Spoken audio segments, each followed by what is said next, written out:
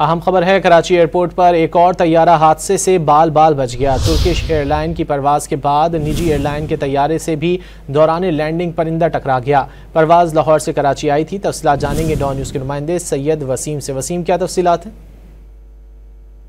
Karachi airport पर एक यके बाद दीगरे दो तैयारे जो है वो हादसे से बाल बाल बच गए। तुर्किश एयर की परवाज के बाद फ्लाई जिना के तैयारे से भी दौरान लैंडिंग परिंदा टकरा गया। फ्लाई जिना की परवाज लाहौर से कराची एयरपोर्ट लैंड कर रही थी। परवाज में 150 से ज्यादा मुसाफिर तैयार थे। कप्तान ने तैयारे से परिंदा टकराने की इत्तला एटीसी को दी। बारिश के बायस जो कीड़े मकोड़े होते हैं उसकी वजह से परिंदों की जो आमद है एयरपोर्ट की तरफ जो है वो उनकी बहुतात हो जाती है, जिस पर जो है वो फ्यूमिगेशन का अमल शुरू करवा दिया गया है। दूसरी जानिब कराची से जद्दा जाने वाली सऊदी एयरलाइन की परवाज की आमद जो है वो सुबह उड़ान के बाद जो है वापस कराची एयरपोर्ट पर उसको लैंड करना पड़ा। इंजन के अंदर जो है वो ये बताया गया पाकिस्तान एयरपोर्ट अथॉरिटी की जानिब से कि इंजन लाइट के रोशन होने पर पायलट ने ईंधन खारिज करके परवाज को कराची वापस मोड़ने का फैसला किया। एयरपोर्ट इंतजामिया ने SOPs के तहत तमाम इमरजेंसी इकदाम इख्तियार किए।